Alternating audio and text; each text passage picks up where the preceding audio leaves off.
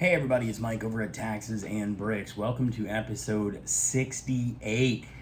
Today we are returning to the taxes side of Taxes and Bricks, and we're talking about a very brief topic actually, whether to report your Airbnb, vacation rental, VRBO, short-term rental income on Schedule C, meaning it's a business, or Schedule E, meaning it's a passive rental. So a little debate there. And I'm going to clarify a couple of points. Most recent information from the IRS. But first, since this is tax related, I'm going to go ahead and throw up that disclaimer that you all know and love, and we'll return back here and just talk briefly about this topic and get you well on your way. This video is rated TAX and contains occasional ramblings, mild attempts at humor, self-deprecation, irreverence, brief numerical examples, and adult tax and accounting advice that may not be suitable for all taxpayers. Viewer discretion is advised. Before following any of the advice in this or any of our videos, you should always consult with a tax professional. Thank you. All right, thanks for hanging in there for that disclaimer. So I think it's helpful to kind of define what a Schedule C is versus a Schedule E. A Schedule C is where a small business owner would report their income and expenses. So think a convenience store or, I don't know, an accounting firm or, a real estate agent, a photographer, somebody who's out there kind of on their own, not a corporation, not a multi-member partnership, but just an individual or a single member LLC, but we'll stick with individual. They make their money. They have their expenses. That all goes on Schedule C. Schedule C is typically reserved for active small businesses, things where there's work being conducted, consulting work, or products that are being produced and manufactured and sold and things like that. Or any kind of other business you might think of, an artist or something like that might also be a Schedule C. A Schedule E is typically reserved for rental properties. You think about, a tenant moves into your rental property or a rental property, pays a monthly rent.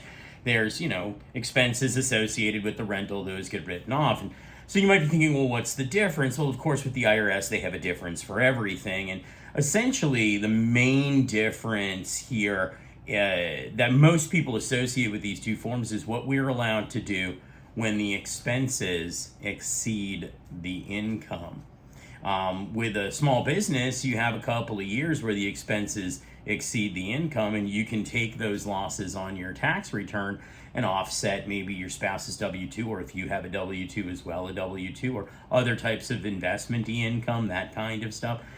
With a Schedule E, that isn't always the case with a rental property. Unfortunately, what ends up happening is there are limitations to the losses that can be taken, and we've talked about this before. The higher your income, up to $100,000 and beyond, the less of your losses you can take. Also, you're capped just naturally, so $25,000 is the most that anybody can take in passive losses anyway, assuming, of course, you're not a real estate professional, and we're not going to get into what a real estate professional is today because that's kind of going off topic because most people are not real estate professionals. Once you get above $100,000, you start to lose some of that $25,000 loss for rental properties. Once you get to $150,000, that loss is gone and it's held in suspense until maybe a future year when you can use it. So a lot of people have these, Airbnbs in their basement, or they're Airbnb-ing a room in their house, or maybe they have a beach house or a mountain house, or they just have a rental anywhere, somewhere, and they're Airbnb-ing it. And I use Airbnb because that's just the common, Kleenex, tissue, Tylenol, aspirin thing here. But it could be VRBO, could be any of these other sites that, will help you find a tenant, or you could just be doing it on your own, and finding your own tenants. So a lot of people think, well, I really want this to be on Schedule C because I know I'm going to spend more money than I bring in. I want the losses. So they think, well, if I put it on Schedule C, then great. I get my losses against my W-2 income. This is going to create some short-term tax relief. And to that, I kind of say not so fast, okay? Because you might think, oh, well, I'm doing a lot of work for this Airbnb, so I should be considered active or a small business or whatever. And yeah, maybe to you and I, when we sit down and have that conversation, you sure as heck are doing a lot of work, and I applaud you for that. but ultimately in the eyes of the IRS, you're not. So I'm going to run through a couple of things for sort of VRBO, Airbnb, short-term rental hosts. You can use a Schedule C, or generally you should use a Schedule C, and treat it like a regular business. If the average guest that you have rents the property for less than 7 days, or the average guest stay is fewer than 30 days, and you provide substantial services. What are substantial services, you might ask? Aha, this is the key, okay? Substantial services, okay, are things that indicate you are actively managing the property yourself.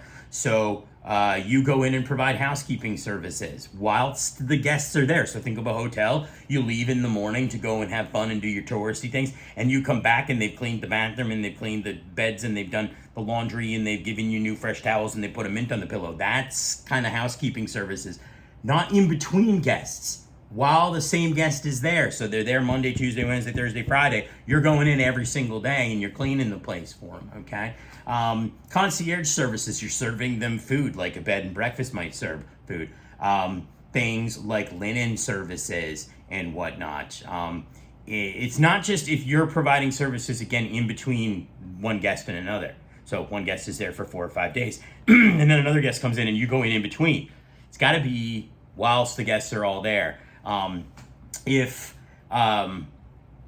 the guests have to clean their own stuff and they have to provide their own linens and do all that kind of stuff, you really don't have a business here. You're just kind of providing a shelter for people to stay in. So substantial services, think about the kind of services that you're provided at a hotel, or a motel, or a bed and breakfast, and the kinds of services that you might pay for. And that's really what substantial services is in the eyes of the IRS.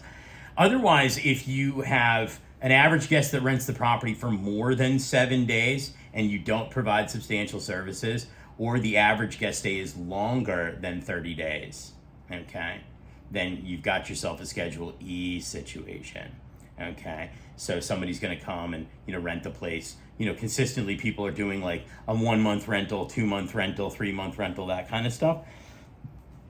No, sorry. If the average guest is doing, let's say, 7 or 8 days, and you're not providing substantial services, then unfortunately, without those substantial services, that's really the key here. So, something else to consider in all of this is the fact that if you are going to really claim you're doing substantial services and you're going to try and indicate to the IRS by using a Schedule C that this is an active, legit business that should be entitled to its losses, my big recommendation to you is log your time and activities, okay? Because it's not going to be enough if the IRS decides to come in and say, well, what do you do for the property? You go, I do everything. And they're going to go, prove it. Well, how do you prove that you're in there every day? Unless you got a camera in there, and don't do that because that's creepy. How do you prove it? The IRS likes contemporaneous records, logs that look like you're keeping them in real time. So you go to the property, you do the thing, then you leave, and while you're sitting in your car at the next traffic light, or when you're trying to leave the thing, you just write down June 13th, 3:02 p.m., departing, Airbnb at 123 Main Street, changed the linens and cleaned the bathroom, whatever. Just write something down, keep along. If the losses are that important to you, that you would go to the lengths that you would go to do the active, substantial services, log them in.